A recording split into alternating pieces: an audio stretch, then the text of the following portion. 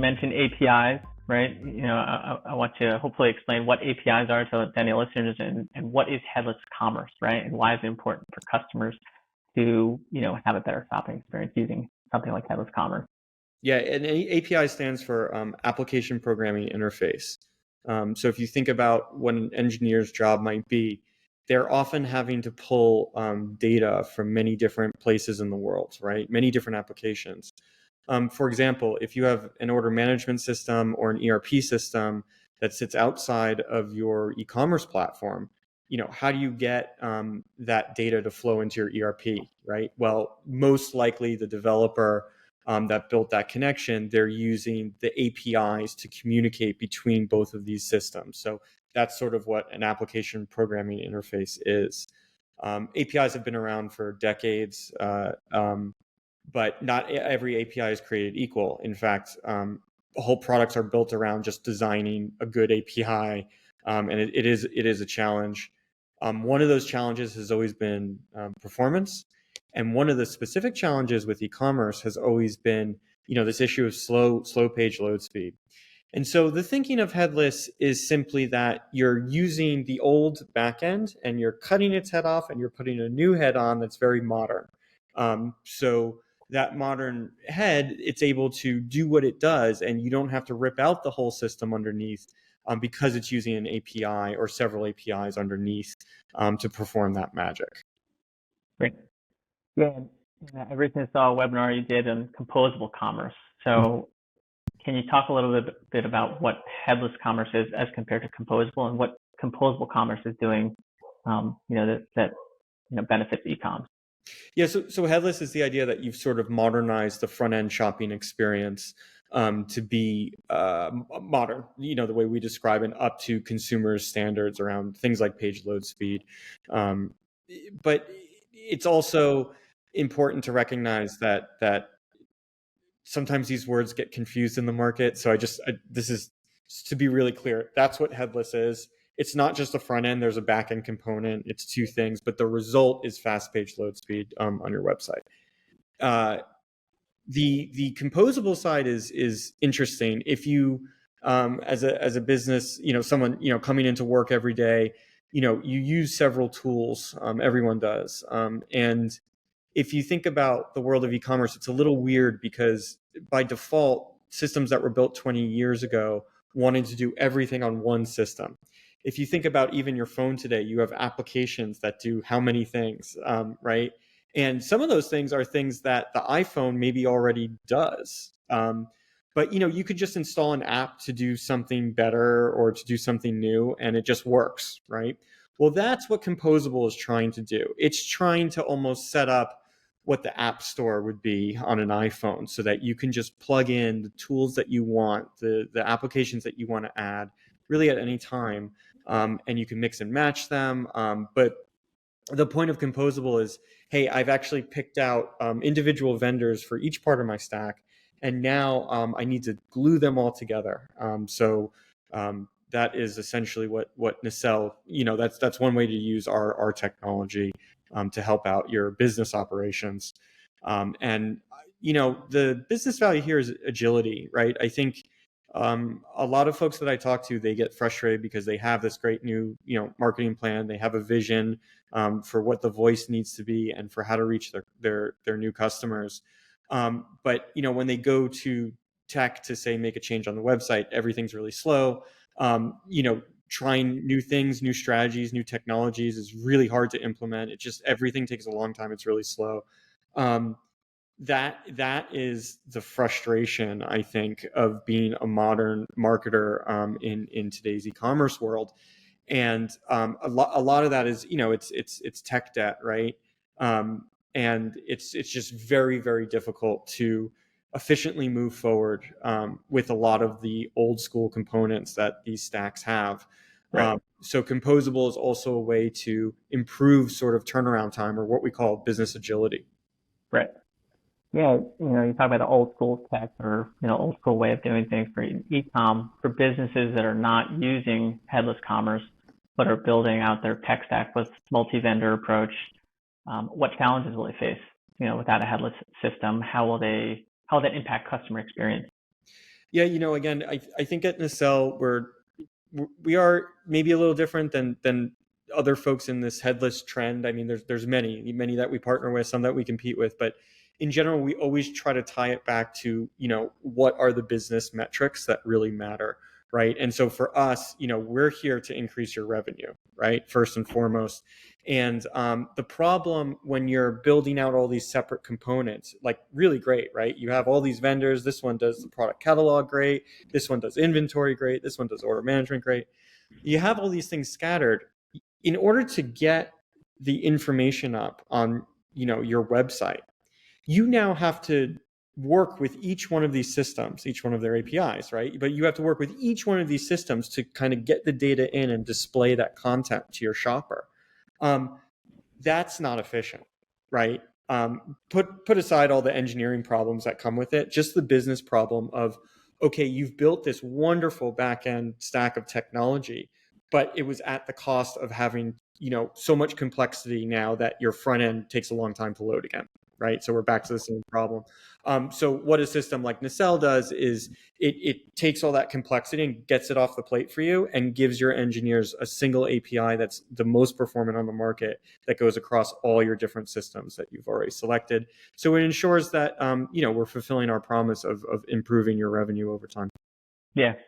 It sounds like you answered my next question of what is the biggest problem you're solving for your clients. Sounds like agility, page loading, load time. But what is the thing that is keeping founders up at night? Founders of these e-coms that are losing sleep over this big issue. What could that be, right? And how is Nacelle sort of solving that? Yeah, it's a great question. I was talking to the former CTO at FTD who just moved over to Carlisle. We were just catching up yesterday, and he put it. He used some great terms around it. His name's Matt, and he said, the problem is conversion rate because the nature of conversion rate, meaning it's a living and breathing thing. The minute you're not optimizing is the minute it's decreasing. And so it's insatiably greedy, this idea of conversion rate. And you have to constantly be kind of like pushing on the gas pedal. And the problem is you can get your conversion rate up to a certain spot and say, okay, well, I'm satisfied with that. But that's generally flawed thinking. It's hard to grow a company that way because if you're not doing it, that's an opportunity for your competitors to come in and do it, right? And the difference when you look at a sensitivity analysis of what's important, what metrics are important for your business, conversion rates by far one of the bigger ones. It's a huge lever.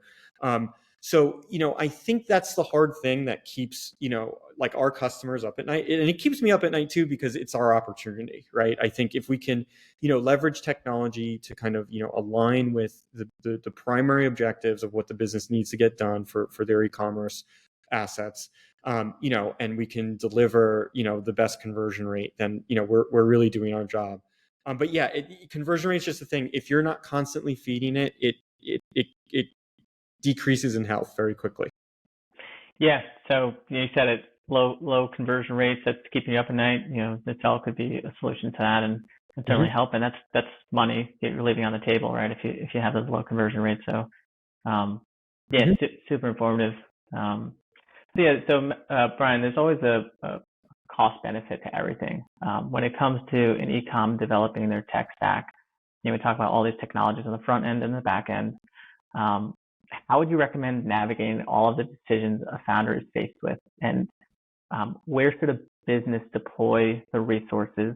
And, what can they put on the back burner or shortcut, to get through and deliver high conversion rates and things like that? Yeah, this is great. So, I was recently talking to Oshin, who's the founder and CEO of a company called Recharge. They're a big subscription service, and we were talking about this idea that there's so much advice out there for founders and CEOs, right? It's endless, and you're often getting advice coming in a way that's very there's no context on it, right? So I can answer this question. I'm going to try to answer it in context because I think it's really important. So if you are very much in the startup phase of your, consumer facing company, your first goal is to find product market fit, right? It's like to get that thing and build the thing and position it and market it in such a way that resonates with your customers. That is your first goal.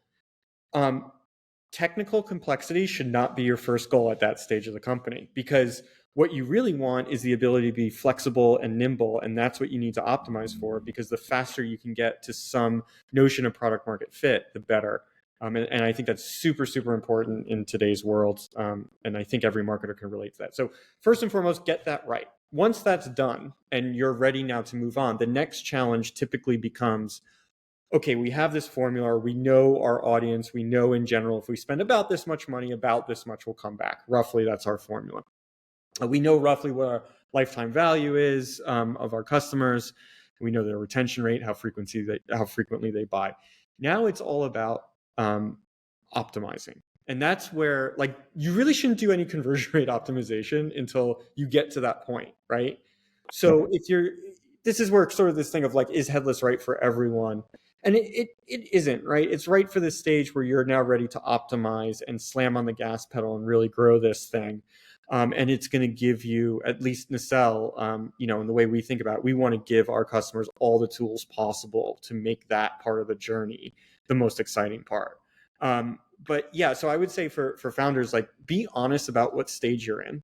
And, if you're still in I'm not sure, maybe there was like a change in the market, some moving dynamics. And so, you're coming up with a new product or new positioning, like, get your marketing stuff done first, get that right, knock that out of the park. And then, let's sit down and start to have a conversation. Okay, now that you have this, how are we going to really maximize this and move growth rates up as fast as possible in a sustainable way. And that's where a lot of these things around headless start to come into. So yeah, my advice is like to be super honest with yourself, with where you're at, and then take the most important thing and get super focused on it.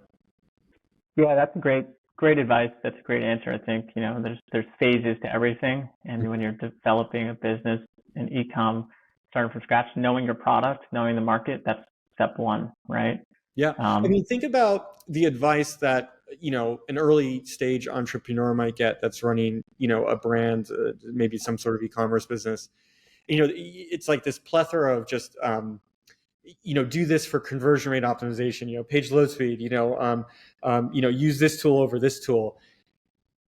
Are those the most, if you do a sensitivity analysis to that, are those really the biggest factors at that stage? No. Are those the biggest factors at the very next stage? Absolutely. Right. So, right. There's a right time for everything, right? Yeah, exactly. That's right.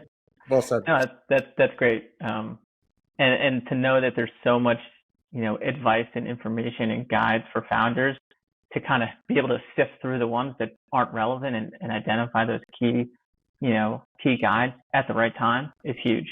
So no, super helpful. It's super huge, especially if you have outside pressures.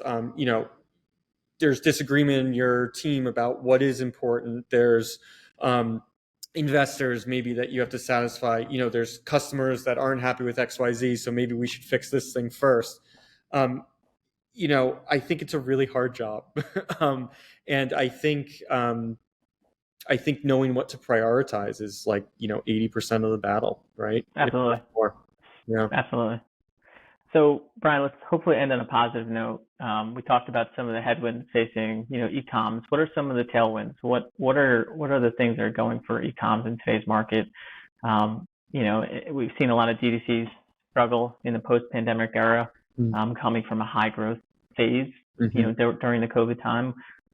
What can we expect from businesses as we enter Q4? Are we ending on a high note, and into Q1 of next year, 2024? I have been, if you listen to some of my past interviews, I've been petrified about what's happening in the Facebook ad market for some time now. I am finally seeing that ship start to turn. And I don't know if it's because so many e-commerce businesses have now gone out of business or really have scaled back so much. It's possible. But what that means is, for those in the market today, or maybe for those that are starting something new, there's less competition. And all of a sudden the formulas start to turn back into, okay, what's practical. I am most excited about, there's this company called Klaviyo that just went public. I'm sure, most folks probably are familiar with them in this market, but I think their approach is really smart, because what they're saying is focus on your first party data. Don't worry about all this third party data and all this stuff. Like, you have customers that you can reach out to that have purchased from you before. You have email campaigns from people that maybe have signed up, for text or email. And you collected that data. That's not Facebook's data. That's not Google's data. That's your data. Leverage it. You're sitting on a wealth of opportunity. Make sure you leverage it. And so I think there's just immense opportunity in combining this idea of, how are we talking to our customers even post-purchase? What are we doing pre-purchase to get them familiar with the brand voice, to speak to them and, personalize messages to them, really connect with them. And then also at the same time, make sure that when we do go out to buy ads, that our return on ad spend is maximized, and we're able to use some of this new technology to do that. That's really the formula that I see our merchants that are doing well. That's their winning formula. That has been really impressive to see them grow when others have struggled. Yeah, super interesting stuff. It's always interesting as a consumer to see it from the business side, to see how many decisions there are along the life cycle of, selling a product online. It's super interesting. This has been, really informative. Brian, thank you for the time. Really appreciate it. If any listeners want to connect separately to Brian and learn a little bit more about Nacelle, we're happy to connect separately on anything e-commerce related. So please feel free to reach out. But again, Brian, thank you for the time. Really appreciate it.